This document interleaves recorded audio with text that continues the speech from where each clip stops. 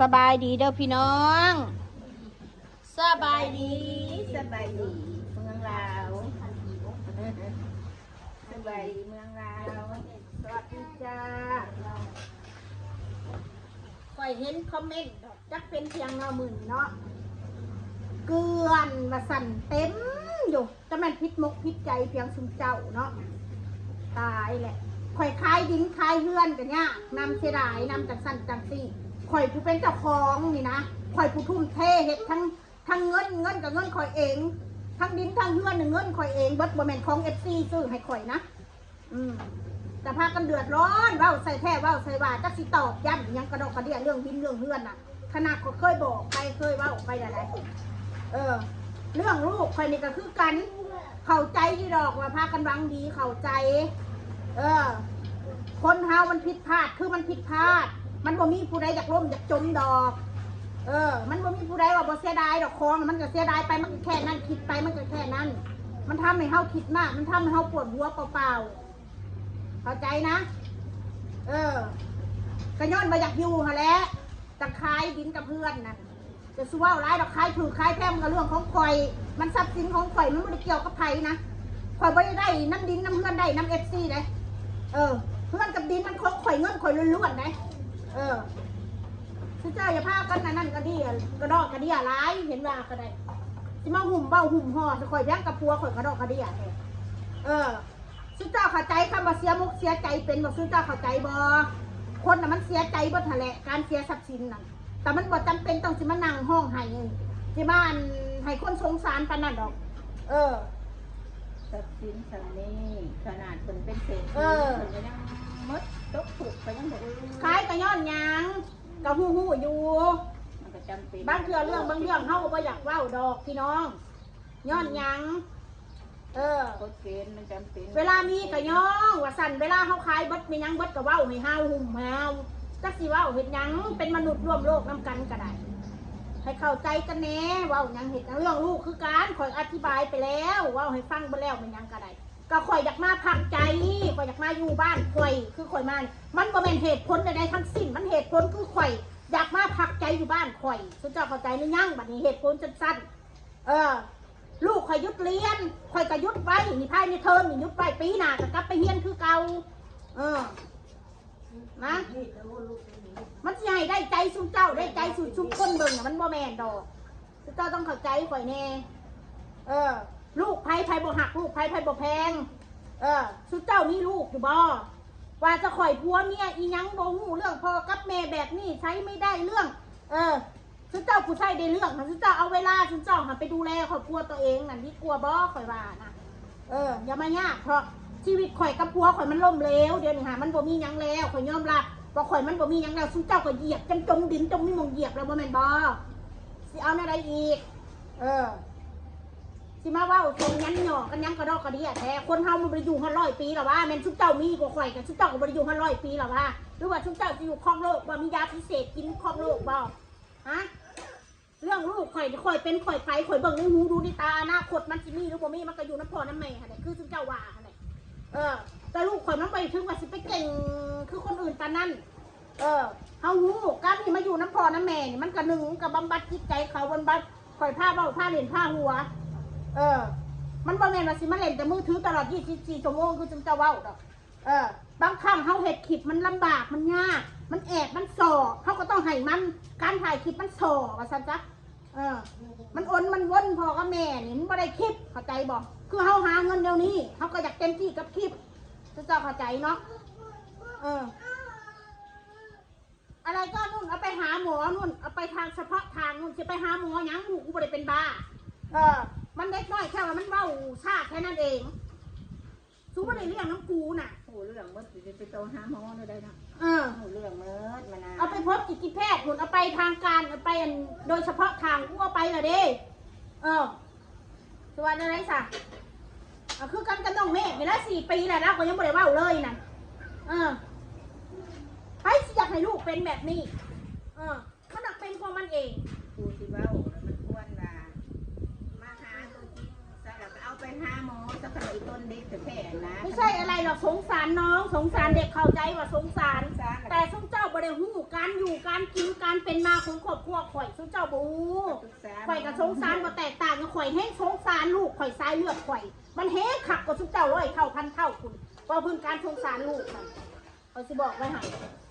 ซุเจ้าสิมาลูกดีข่อยได้จังไดมาลูกดีกว่าข่อยเลี้ยงลูกนั่น เขาไปหาหมอเขาบอกว่าเป็นบ้าเดี๋ยวเลยนะคนเดินว่าเป็นบ้ามันเป็นมันเป็นบ้าน้องไม่ทันการไปหาหมอไม่ใช่ว่าจะไปปุ๊บหายปั๊บ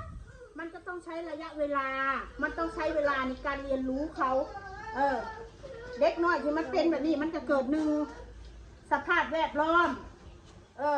มันก็เป็นละลายอย่างองค์ประกอบจะไปโทษแต่มือถือบางคนเด็กน้อยผู้เขาบังมือถือมันเราจวดมันก็ยังมีมันไม่ได้เป็นแบบนี้ทุกคนนะลูกนั่งกุ้งในบ้านลูกนั่งกุ้งงานนะครบปีลูกเป็นเรา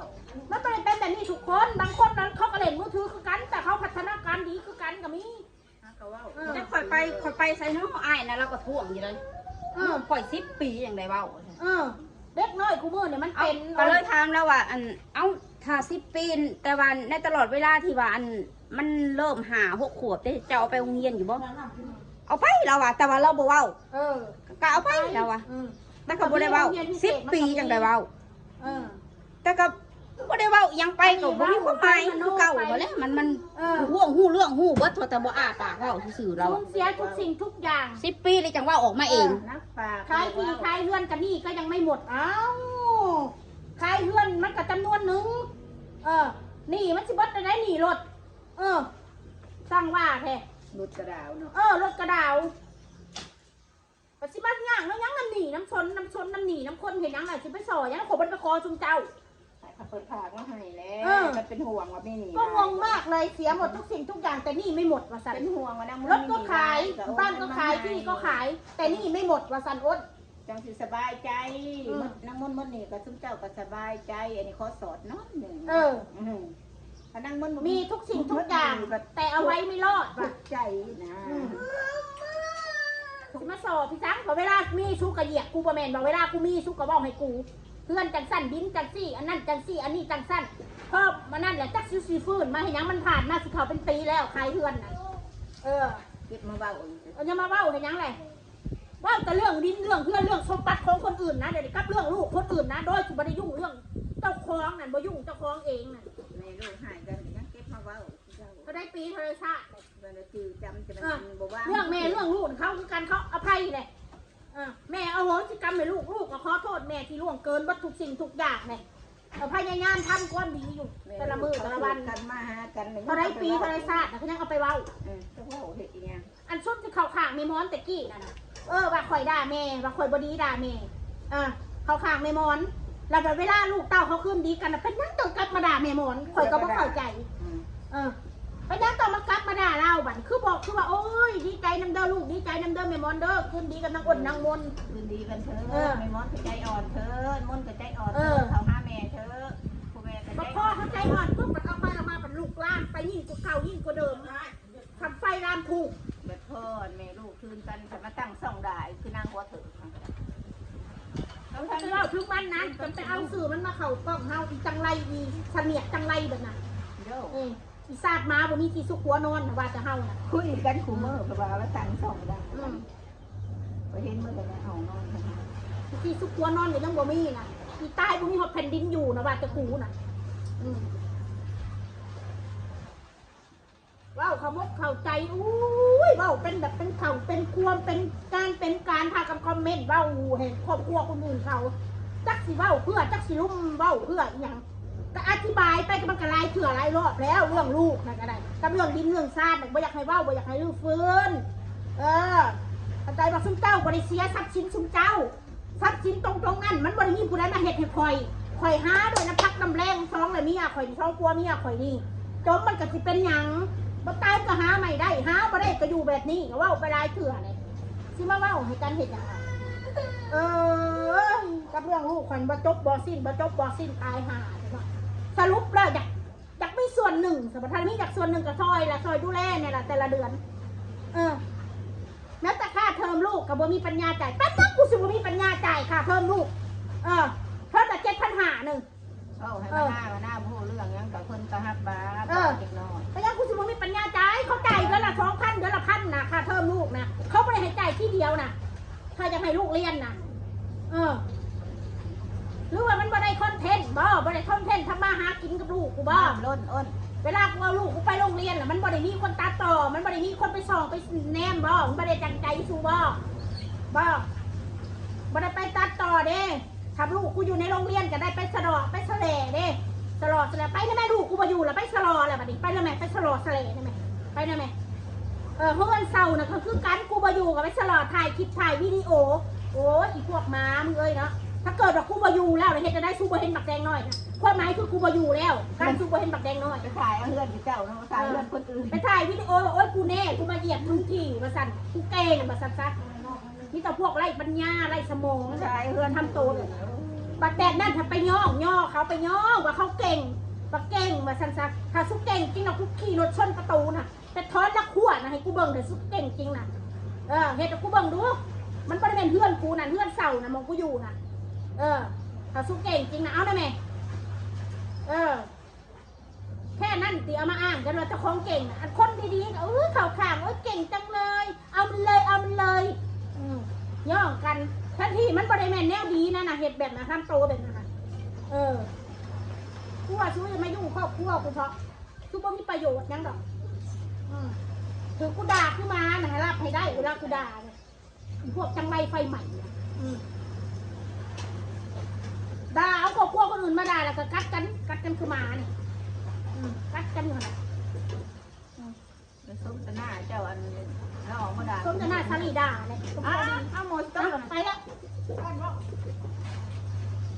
เขาบอกเข้าใจจักพูดจักง่ายกว่าเรื่องของคนอื่นเขาเนี่ยโอ้ยเป็นงานเป็นการกันเบิดผู้ใดก็ได้ช่างบ่ได้เข้าใจเลยว่าครอบครัวเขาเขาคงเดือดร้อนเขาคงมีปัญหาครอบครัวเขาก็คิดให้กำลังใจกันนะแม่เป็นสิมาเว้าเหยียบเว้ายันกันแบบนี้